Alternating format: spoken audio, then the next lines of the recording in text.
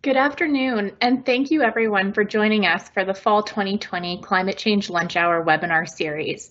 Today we are presenting Active Transportation Bike Commuting in Calgary. This webinar is the third in our six-part series this fall and is being recorded and will be posted on calgary.ca for future viewing. In fact, we've offered two webinars already as part of this series, the first one being So You're Curious About Electric Vehicles, and the second one, Climate 101. And both of those are already posted for viewing on calgary.ca in case you missed them or if you want to share them with your network. In addition, we have three further webinars planned this fall with home energy efficiency in collaboration with Empower Me, presented next on November 17th.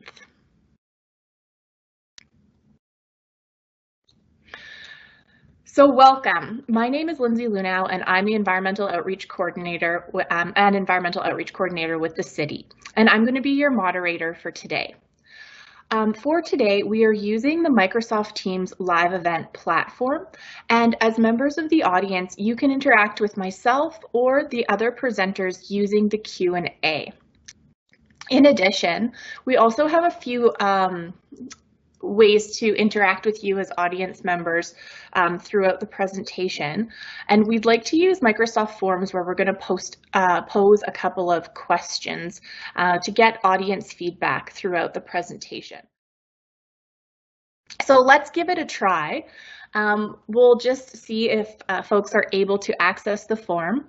The first question link has been posted into the chat, and it's a very easy question. We're just wondering today how many people joining us own a bike or not. All right, it looks like a very good percentage of people joining us today are in fact bike owners. We'll give a little bit more time for the folks just joining us to answer this. So I myself am also a bike owner, and I am pleased to say that I got an electric bike over the summer. And the very exciting thing about it is that it's been able to increase my range throughout the city and really take those that fear of big hills away. So we'll refresh this one more time. Perfect. And thanks for everyone who was able to answer that question. Now on to our agenda for today. Today's presentation is going to be split into two key parts. The first will be quite short and will be presented by Claire Beckstead. She's a corporate environmental specialist with the City of Calgary's climate change program, and she's just going to introduce the city's climate resilience strategy and talk a little bit about our sources of greenhouse gas emissions here in the city. Following that, we're very lucky to have Jacqueline Oriold and Kimberly Fisher from Transportation Planning here, and they're going to talk about the city's cycling strategy and then really provide you with a lot of information that you need to be comfortable biking around the city. And biking, whether that's for pleasure, commuting to work, or for some of the day-to-day sort of chores or activities that we need to do out in the public realm. And then we'll have a chance for Q&A at the very end. So without further ado, I'm going to ask Claire if you can please unmute your microphone, and I will pass it over to you to talk about the city's climate resilience strategy. Thank you very much. Hi, everyone. My name is Claire Beckstead, and I'm an environmental specialist with the City of Calgary. The City of Calgary does have a climate resilience strategy that Council approved in June 2018.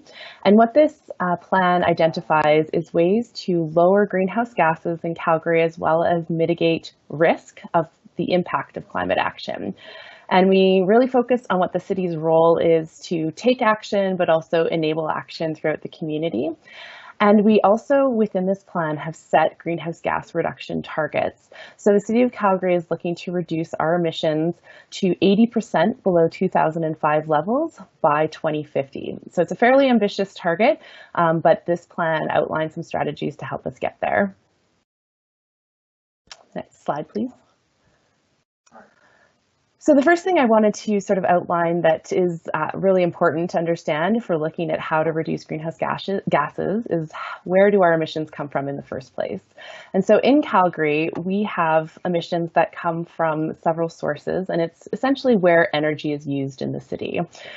And so we are, when we break it down, we look at our commercial and industrial buildings make up about 38%, homes and buildings, residential buildings make up about 28%, and then the last third is emissions from our transportation choices. So primarily gasoline and diesel that's used in our vehicles.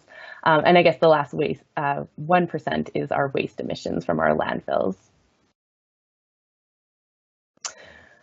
So we do track these emissions over time, and so we've been tracking this since 2005. And today, since we're talking about cycling and reducing our emissions from vehicles, I'll kind of focus on that wedge of our emissions that we track. So as I mentioned, it makes up about 1/3 of our overall emissions, and that is the green bar in this graph. And it's actually the fastest growing component of our overall greenhouse gas emissions. And so from that perspective, it's really important for us to focus on ways to reduce that gasoline and diesel usage in Calgary. The last thing I'll point out on this graph is the dotted lines that run through the green bar and as well the lighter blue bar. Those are representative of our targets. And so we did have a 2020 target, which was actually to reduce emissions by 20% in Calgary as compared to 2005 emissions. And that's the line that runs through the light blue bar. And unfortunately, we are actually 16% above that level in 2020. And then the other dotted line that runs through the green bar is our 2050 target. And so you can see that we really do need to make a lot of progress to get ourselves on a downward trajectory to meet that target. And so I think so I guess what I'll leave you with is just to give you a sense of what the strategies are in the plan. And so in the plan itself, it's broken out into our mitigation plan and our adaptation plan. And the mitigation plan focuses on reducing those greenhouse gas emissions. And so we've broken them out into 5 program areas. So the 5 programs are buildings and energy systems, transportation and land use, consumption and waste, natural infrastructure, and leadership. And so actions that relate to transportation or adopting either walking or cycling obviously fall within the transportation and land use category. And then on the adaptation side, that's where we focus on how do we reduce the risk to Calgarians from the impact of climate change. So we know that we will experience some climate change in Calgary and some impacts, and so the adaptation plan looks to reduce that. And the program areas in that are people, infrastructure, natural infrastructure, waste management, and governance. And with that really quick summary, I will pass it back to Lindsay.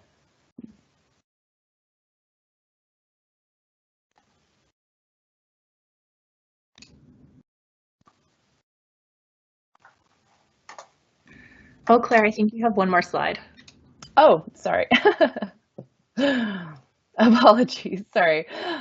So what I guess like to leave you with is we've come up with some actions that you can take to reduce your transportation emissions.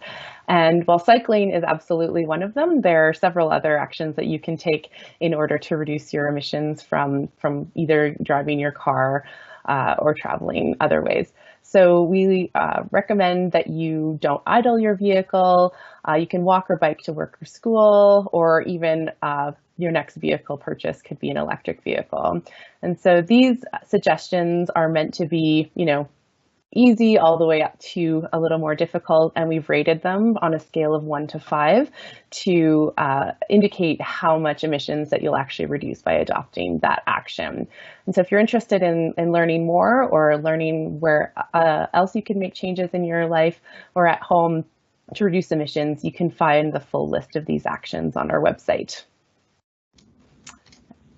And now I will turn that back to Lindsay. Thanks so much, Claire. I really appreciate that. So I have posted the second question as part of this presentation up for folks to either access using the QR code on the side or through the link in the chat. The second question before we go over to Jacqueline and Kim's presentation is, have you tried bike commuting before? So we'd just like to know if folks have tried it maybe once or twice, or if it's something that they do all the time. Look at that. So we have quite a few respondents, 34 responses so far. And Jacqueline and Kim, just for you, it said we've got 7 people who've tried it once or twice. More people are our fair weather commuters, 14 folks. And we've got 5 people here who do commute year round, and more people who are interested.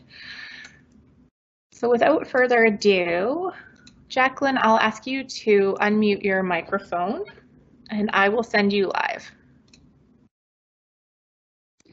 Perfect, thanks Lindsay. Good afternoon everybody. My name is Jacqueline and I am here today with my colleague Kim from Transportation Planning to share some information with you about bike commuting for beginners. But you definitely don't have to be a beginner to be watching in today. We are going to be touching on some other items around cycling year-round as well. So for those of you who are interested or fair weather only, there'll be some great information for you here as well. So a quick overview of what we're going to go over today. So we assume you're here today because you're interested and or new to commuting by bike or looking into commuting year-round. And a couple of the things that we're going to cover, we're going to do just a very high-level overview of what our cycling strategy is.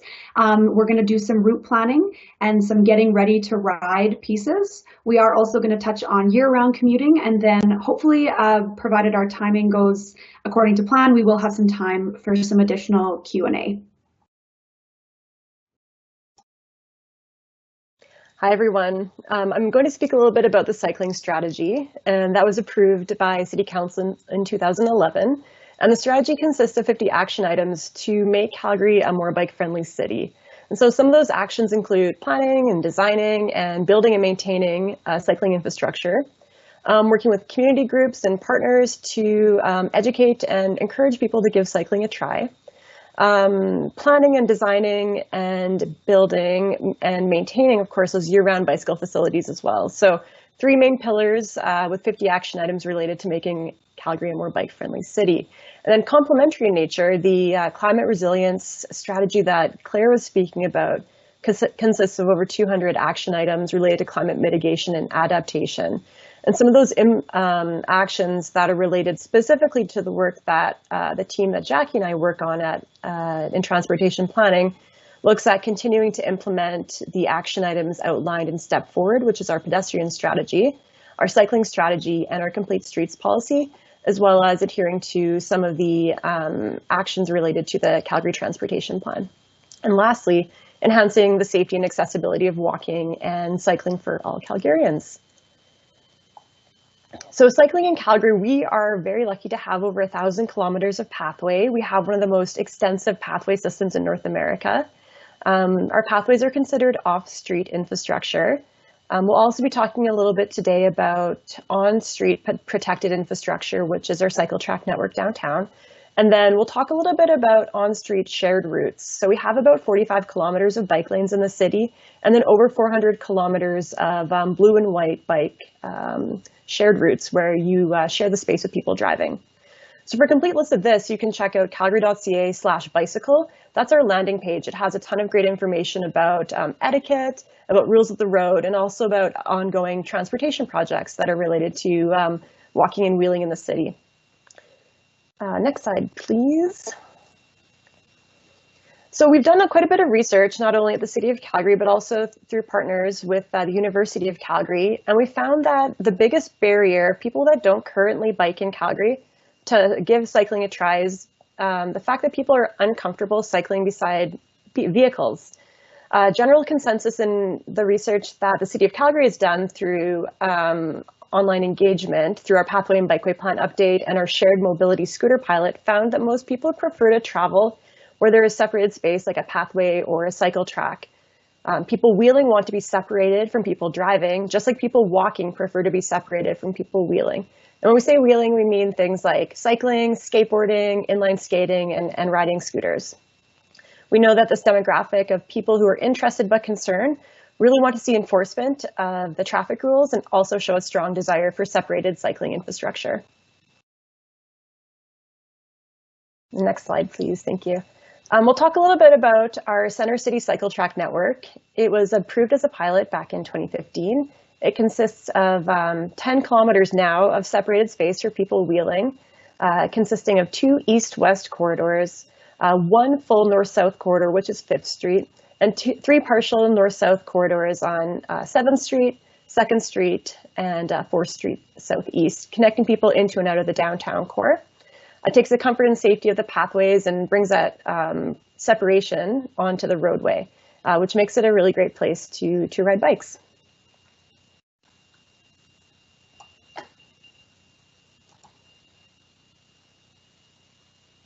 So speaking a little bit more about the Cycle Track Network, you can find some more information about it on calgary.ca/cycletracks. And just want to highlight a couple of key features for those of you who may not have ridden or driven on or near a cycle track around this type of facility. Just to highlight a couple of the features, there are bike turn boxes, and these are painted on the ground at intersections to help folks who are riding transition from one cycle track to another. So if you're moving in north-south or east-west and want to change that direction, these bike turn boxes can help make that change a little bit safer. There's also green dashed pavement, and so this is on the ground where people traveling by car, foot, and bike are most likely to cross paths. And speaking of crossing paths, a lot of extra care should be taken at intersections, alleys, and driveways, no matter which mode that you're using. But when you approach intersections, alleys, and driveways, be sure to shoulder check, especially when driving, because there could be two-way traffic present in the cycle tracks. And there is some more information on the website as well about bicycle signals and the use of pedestrian signals. So we do have a very handy cycle track tips guide online on the website there to learn more about the signs and signals that you might encounter. A couple of key features or key types of cycle tracks that you will see downtown. We have two. There is the bidirectional cycle track and the unidirectional cycle track. So the bidirectional or two-way cycle tracks you'd normally find on a one-way road for traffic. So the bidirectional cycle track is where you have two lanes of cycling traffic on one side of the road and the cars are all moving in one direction, whereas the one-way cycle tracks are usually on either side of the road and are traveling in the same direction as traffic.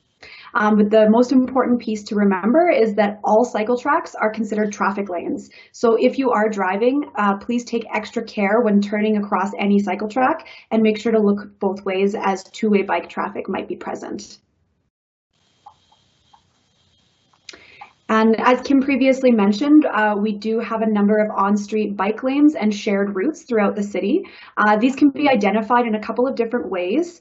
We sort of look at lines and signs. So if you see these blue and white signs, like the one in the lower left-hand side of your screen, these are the signed bike routes that offer options for people traveling often in residential areas, but also on other main roads as well.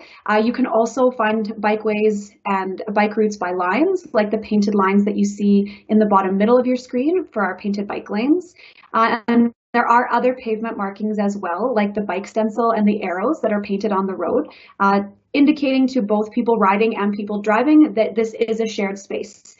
And so as Kim was saying, there's over 400 kilometers of on-street bikeways, and these areas are not physically separated from cars like the cycle tracks are. Like I was saying, some routes are on quieter residential roads, but there are some that are on busier streets as well. So we do know from the research that people usually feel more comfortable when they are separated from cars, which makes our pathway system quite desirable, but it also can make it a very busy place. So in some, but not all of our higher use areas, like along the river pathway, there is some separated spaces with dedicated space for people wheeling and for people walking, like you can see on the right-hand picture there. But it is important to remember that there are a number of places along the pathway where it is shared by everyone and by a multitude of different modes. These are places like under bridges, around blind corners, other high use areas. And we just ask that when you're riding, please respect your fellow pathway users. And great ways to do this, signal your turn so people can try to predict how you're going to be moving, ring your bell or call out to signal your intention to pass. When you're passing, pass on the left, and just travel to the conditions. Just like we, as we go into winter, when people are driving, you have to drive to the winter driving conditions. The same goes for the pathways and on our bikeways when you're traveling by bike. Be aware of the conditions, adjust your speed, be able to react if necessary. When you are sharing the pathway with other users, people can be unpredictable. So just giving that extra space and ability to adapt as needed, and traveling with care. So I'll pass it over to Kim to talk a little bit about route planning.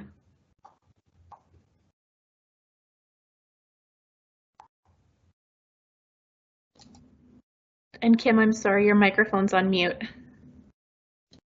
Thank you. And so we've talked a little bit about different types of bike facilities you might encounter throughout your travels in the city.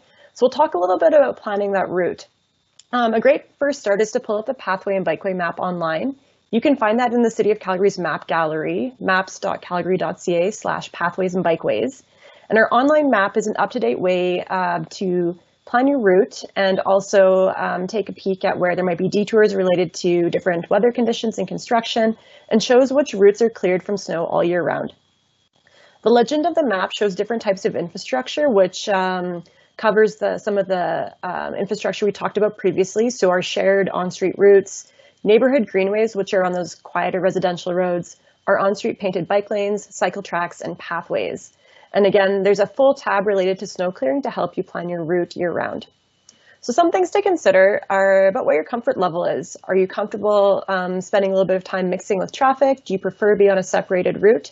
So grabbing a highlighter and maybe printing off a section of the map, or you're also able to call 311 and request a paper copy of the map as well. And we can send you one of those so you can actually grab a highlighter and kind of plan your route ahead of time. And then you can see which locations have maybe a dedicated facility to ride on that's separated from traffic, or if you're comfortable mixing with traffic, you can plan your route that way.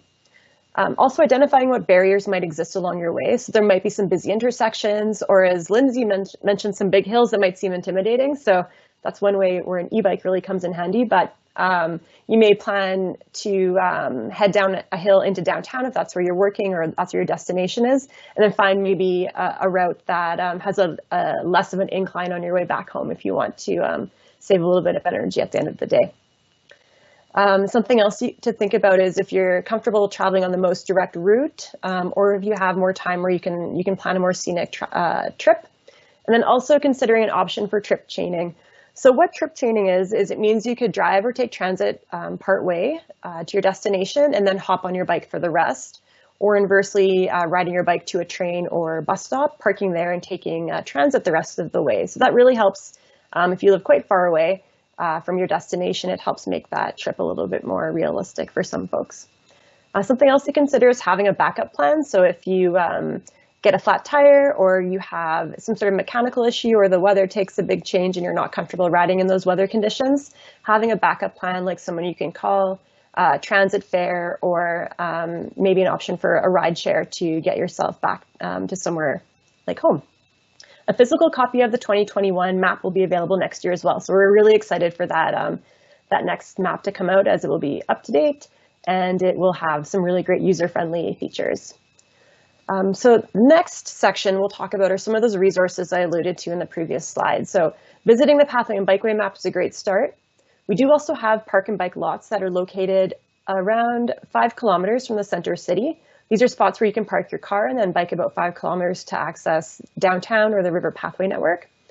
And we do also have buses with bike racks. So we've worked with Calgary Transit to have 10 routes that will typically have been prioritized with racks on the front of the buses. They're really easy to use. Each rack can hold 2 bikes, and you are able to take the handle that is on the bike rack and then squeeze it and then pull it down, and then the rack will be perpendicular to the bus. You can load your bike on and adjust the hook so it covers your front tire and you're ready to ride on the bus. The next slide talks a little bit about our C-Train. So we do have bike lockers at 14 of our train stations. You can rent them for 6 to 12 months, and it does help you with that trip chaining option. You can also take your bike on the train outside of AM and PM peak periods and all day on the weekends, which makes it really fun to access destinations like the zoo or Fish Creek Park. We also recommend experimenting. So when you're route planning, find a time where maybe you're not pressed so much to get to your destination quickly, and you can take this time to find a route that might work for you. And it's really trial and error. It's discovering which routes you feel comfortable on. You might learn from people that are traveling on the same routes as you that there might be easier ways to get around hills or less busy intersections to cross to make your trip a little bit easier. And so it does take time, and trial and error is definitely a way that I've encountered some of making my routes a little bit easier over time. And then lastly, buddy up. It is nice to find a friend to commute with or to swap stories with to keep you motivated to ride year round.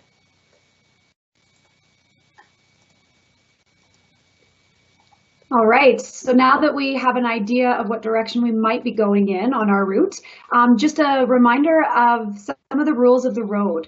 So again, for those of you who might be newer to this or just might want a little bit of a refresher, there are a couple of things that your bike does legally need when riding on the pathway system on the roads. You do need to have a white front light, a red rear light, a red rear reflector, as well as some kind of audible sounding device. So whether this is a bell or a horn or using your voice, you are required to have your lights on at dawn and dusk and at night, especially now that we have sort of fallen back. Those dawn and dusk times when people may be traveling has shifted a little bit, so it's very important that you have your lights on and you're increasing your visibility when out traveling. We want to make sure that you signal your turns. If you'd like a little refresher on what those hand signals look like, you can go to thatcalgary.ca/bicycle or Calgary, or on the next slide, we'll show you another website that you can go to as well that has a couple of pictures on it to show how to signal your turns, as well as following all the traffic signals and signs, which include stop signs and red lights. So on the next slide, another rule of the road, things that not everybody may be aware of, is that we did have some changes to our transportation bylaw that came into effect in September of last year. One of the key ones to draw attention to for people driving as well as people cycling is that we now have a new safe passing rule as part of our transportation bylaw. And this states that people driving at 60 kilometers an hour or less are required to give at least 1 meter of space when passing a person cycling. If you're on a road where the travel speed is greater than 60 kilometers an hour, this increases. So you must give at least 1.5 meters of space when passing somebody cycling. And as you can see from the graphic on your screen, there are some key circumstances we'd like to draw your attention to of when it is safe to pass and when it is not safe to pass. People driving are permitted to cross over a single solid yellow line when it is safe to do so in order to give that space. And so do be sure that if you are going to do this, that there is no oncoming traffic present, you're not in a playground zone, or there's any kind of blind corner. You want to make sure that you are able to fully see what's in the oncoming lane ahead, and you have a clear view to give that space. If you do find yourself in a position that you are not able to make that pass safely and to give that person riding at least 1 meter, you are required to slow down and wait. And it typically would only be a few seconds for when those conditions would permit you to make that pass safely. But we do have some more information on calgary.ca/safe passing. If you'd like to know more about the other changes to the transportation bylaw change, to see those visuals on hand signals that I was talking about, or to learn more about the safe passing rule.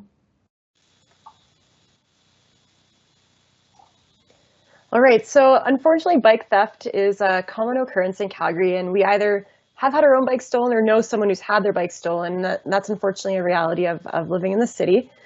So we put together some tips to consider to proactively avoid bike theft.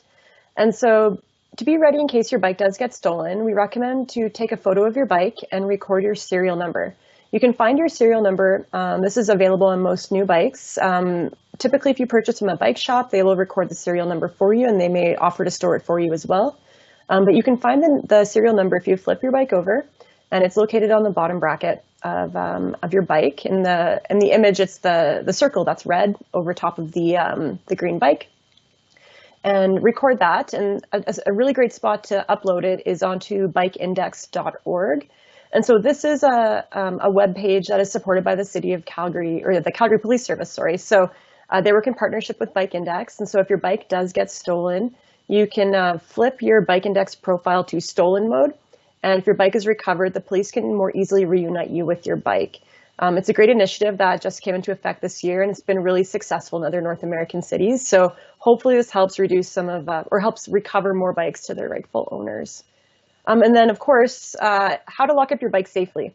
We recommend in the city using a U-lock or another secure type of lock. We really recommend against using cable locks, as they can be easily removed using bolt cutters or an angle grinder.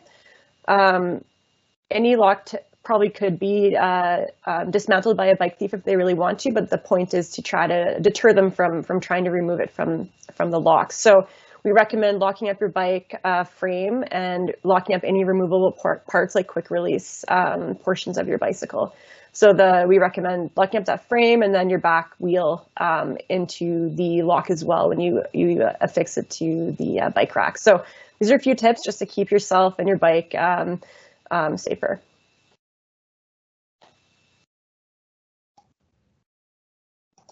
All right. And so just a couple of other tips when you're getting ready to ride. We just want to emphasize that there is no one right way to commute. It's not one size fits all, but there are a couple of things that you can do that make getting ready to ride easier and a little bit more comfortable. One thing is adjusting your expectations, especially if you're new to it. Don't expect it to happen overnight. Don't expect to have your first couple of rides go absolutely perfect and smoothly. It does take time to figure out what makes you feel safe and comfortable and to make that ride enjoyable.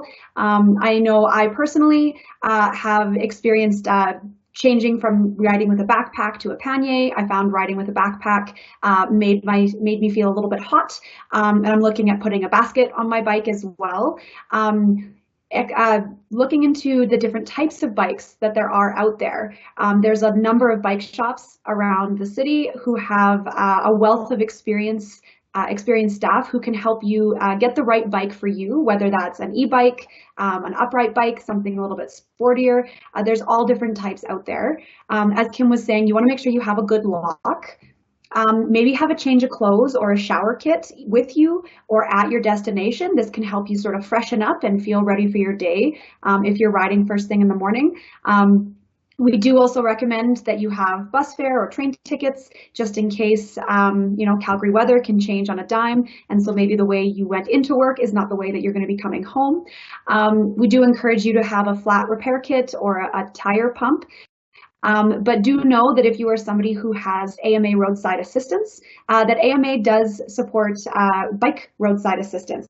So if you do get a flat or have a problem with your bike, you can use your AMA membership and they'll come out and help you fix it. Or if they can't, they can give you and your bike a ride home. And it's also worth looking into that wherever your destination is, where you're commuting to, see if they have staff showers or secure bike parking. They may even have incentives to ride your bike to work every day. So do check those things out. Check with your admin staff or the property management company and just see what amenities might be there. Thanks so much. So that actually brings us to our third question here. The link is in the chat. You can also use the QR code as before. And the question is, what would encourage you to try commuting by bike or increase the frequency that you commute by bike? So we'd like to know that from folks who are participating. While we're waiting for people to answer, I've got a couple of questions. So the first one, if you don't mind, Jacqueline, it's for you. The question is in regards to that safe passing rule. Is there any way that you're able to report a bad driver or someone who's violating that rule? Yeah, that's a really good question. So if you do encounter any kind of unsafe driving or people violating the rules of the road, you can report it to the Calgary Police Service. And I can't speak to their process, unfortunately, as to how they would handle that. But it is something that you can report. There have been citizens who have, the more detail and the more information you can give around the circumstance, the better. But we are doing our best in the department that Kim and I work for, as well as throughout other departments in the city of Calgary, doing our best to educate people driving, to hopefully get them to understand that safe passing distance better, and to try to more consistently use it to help keep everybody who's traveling on the road safe. Thanks very much. And I have just one more question before we go to the results of this survey. This one's for you, Kim. The question is actually from someone who lives in the Deep South, the community of Auburn Bay. They're wondering about the park and bike sites. Are there park and bike sites in the South? And also a second part to the question, they're wondering if there's any plans to increase the park and bike sites in the Southeast, especially around Maxbell and Pierce Estates. Really great question. They've identified a couple of those locations and for the park and bike, so they're pretty aware, Maxbell being one of them. I haven't heard of plans for expansion as this point in time, but that's not to say that it could be something that isn't explored in the future, especially if the demand is there. So I know in the past we've had members of our transportation planning team go out and do some data collection about the usage of the park and bike lots, and that's something that is undergoing review. Great, thanks so much. So let's pop over and see the results of the survey.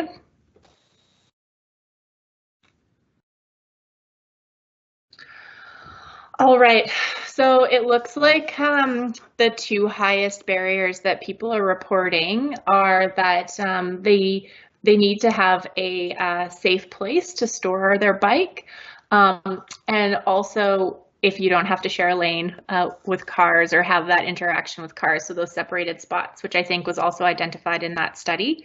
And I'll just refresh the results one more time to see if we've got any more responses. There we go. So I'll pass it back to you, Kim. Thanks. We'll talk a little bit about shifting into winter.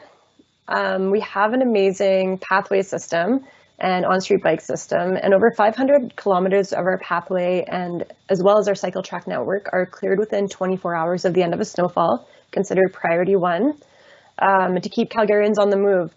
Calgary has a really interesting history of winter cycling and the way that our winter cycling maintenance came to be, and I'd encourage you to check out this book by local author Tom Babin called Frostbike. It goes through some of the really neat history of winter cycling in Calgary, and he also explores what it's like in other cities.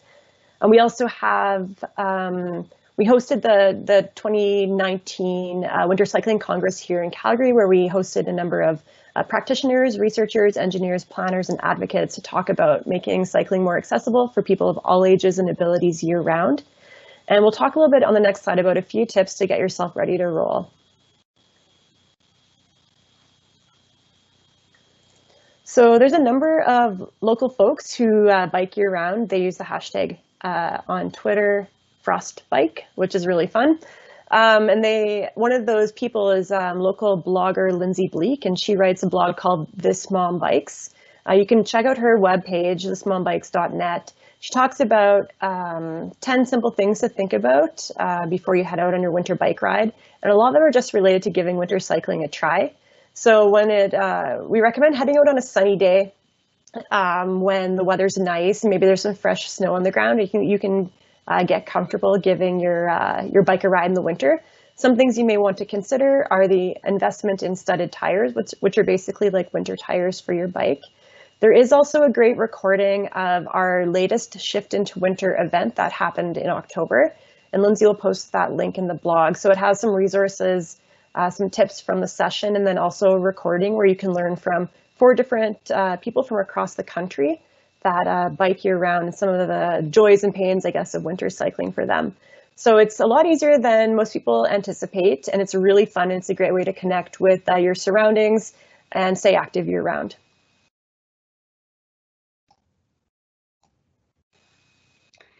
All right, and keep in mind that there is an amazing community of people out there, people who cycle year round, like Kim was saying, and that they like to share their stories, tips, conditions out there on the roads, and relevant news about cycling around Calgary.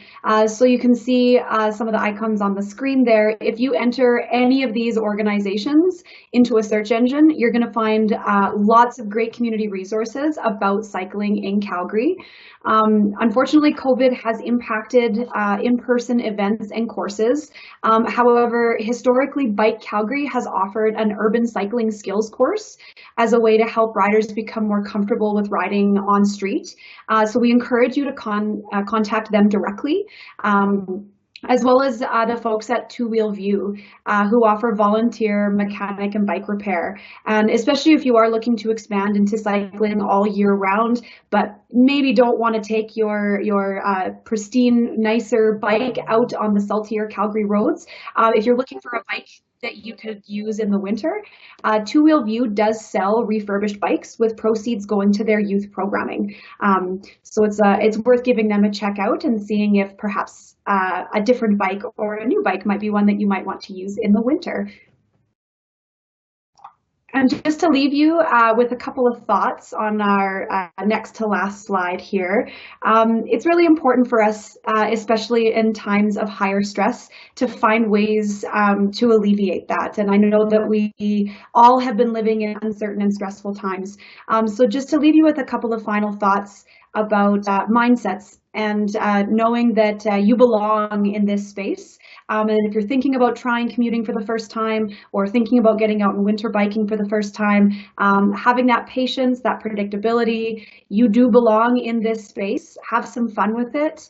Get outside, get some fresh air, some vitamin D, get some exercise, help bring down those stress levels at least a little bit. Every little bit helps.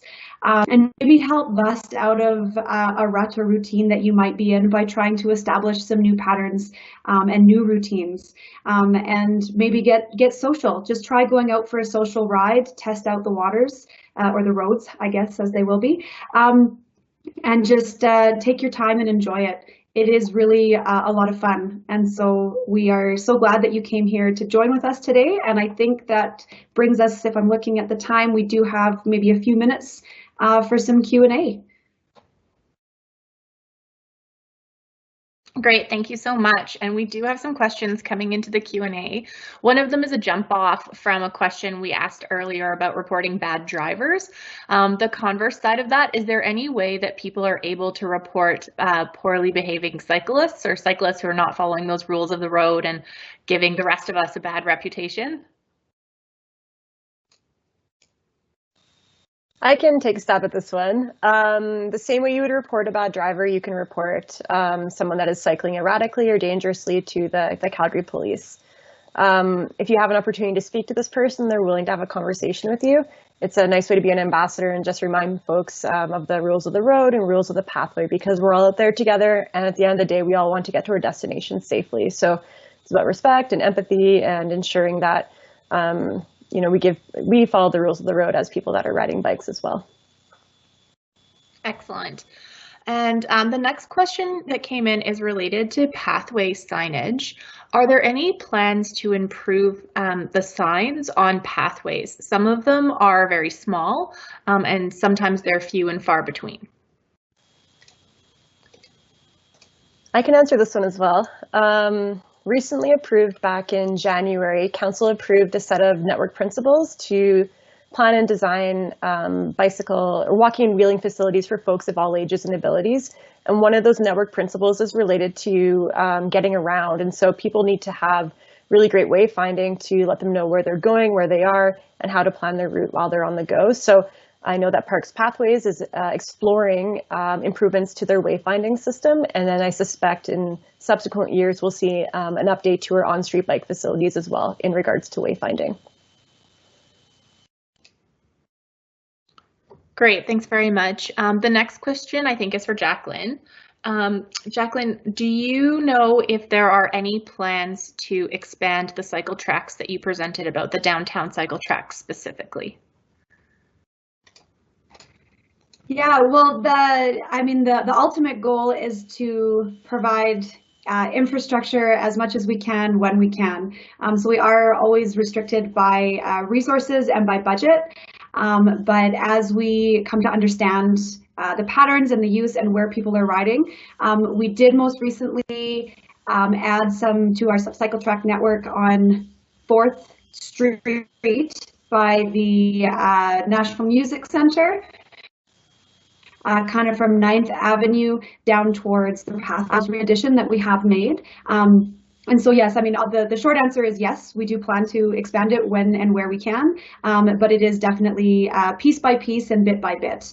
And so we do encourage you to go to that Pathway and Bikeway map website that was popped into the chat, as that is the most up-to-date map that will tell you which legs and where everything has been installed, as our physical paper map is not quite as up to date. So definitely that's a good resource to see when and where new pieces get added when they get added.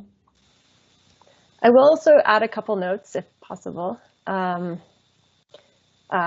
Street Southwest from 12th Avenue down to the Elbow River Pathway has just recently opened, or will be opening right away here. So that's a new section of cycle track that was installed this year. And there has been also an upgrade to our 5th Street cycle track underneath the CP tracks. So that's another great new facility to go check out.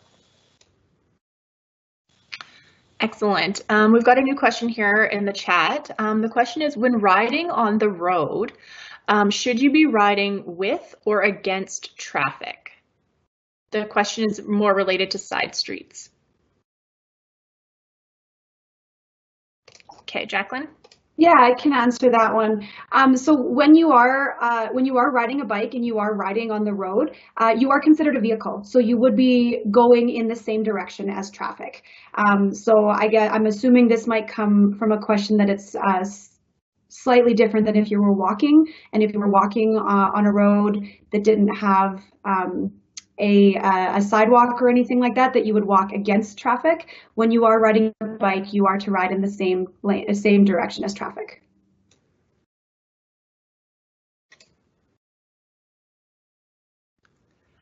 Okay, and I have one more question for Kim. And Kim, I'm going to put your video full screen for this one. There is a question about the right-hand turn signal, and I understand that there's been a change to the right-hand turn signal, so I'll make your video full screen, and if you can demonstrate the proper right-hand turn signals. All right, pressure's on. So there's 2 ways to signal a right-hand turn. So the one way is using your left hand. You hold your left hand up, 90-degree angle. May go over here. This signals a right-hand turn, and your other option is to actually point to the right to indicate that you're planning to turn right. So either of those options are permissible here in Calgary, and it's really up to you which one you like to use. I'm a personal big fan of the right-hand point. Excellent, thanks very much. The next question we have is from someone saying that they're a relatively new cyclist and they don't have a good idea on how to clean, maintain, repair their bike generally, and particularly in the winter. Are there any recommendations for organizations or resources on how to build the confidence in bike maintenance, but also winter bike maintenance? And Kim, you're going to take that one? Okay. Yeah, you bet. So there's a lot of great ways, and a lot of them are actually online videos that you could learn about how to clean your bike right from the comfort of your own home. The link that Lindsay put up into the chat related to, it was a link from Two Wheel View, which talked about some tips and tricks for winter maintenance. There's some good tips in there about how to maintain your bike, what kind of materials you could use to help clean it. I would say my biggest tip for winter cleaning is to ensure that you stay on top of it. As our winters are quite snowy and can be a little bit hard on our bikes here in Calgary, regular upkeep really helps your bike last throughout the year. So what I like to do when I get home is wipe my components down. So things that are the moving parts, my chain ring, under my brake pads or around my brake pads, just to keep those pieces in good shape year round. Those are things I try to keep a good handle on for the winter. So yeah, like I said, lots of great information online. YouTube is a great resource. And Kim, I'm also familiar from some time I spent working at Bylaw that you can actually take courses through the U of C, like a weekend-long course on bike maintenance. Do you know if that's still available? Yeah, I've taken that course. It's really great. I don't know if they're running it during COVID, but it would be something to look at. It's hosted through the Outdoor Center. And so it is you can take it in a series of evenings during the week, or you can do it as a full-on Saturday, Sunday course. And you actually have to bring your bike right into the Outdoor Center there, and they have all the materials you need to work on your bike. So I say that's a great place to go if you're looking to learn a little bit more about bike mechanics and you really want to get your hands dirty. And I'm just going to leave your video right up there, Kim, because the next question is around your recommendations for winter riding. And I know when we were talking about this yesterday that you have a specific type of tire that you like in the winter. I do. So I use a studded tire. In previous winters, I've used just one studded tire on the front wheel of my bike, and that really helps with traction and navigating some of our icy roadways. But more recently, since I've been towing a trailer with my little one in the back, I've been using a studded tire on the front and the back for extra stability, and it helps give me a little bit of a confidence boost when I'm navigating some of the sections of roadways that might be a little more snow or ice covered. So for me, my personal preference is a studded tire on the front and the back. There are people that ride on a softer rubber winter tire without studs, or people that rock only one stud on the front. And there's some people that don't change their tires at all. So it's really up to you, and it's all about experimenting.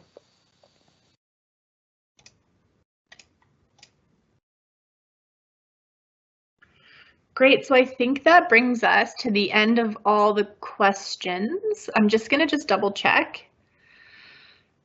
Oh yes, there was one comment which maybe we can also ask as a question. Are there any subsidies related to cycling, or do you see any subsidies coming in the future related to cycling?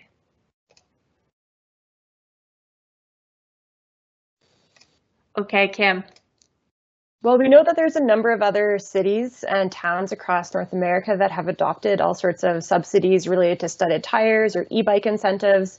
We'll have to see how it lands for Calgary.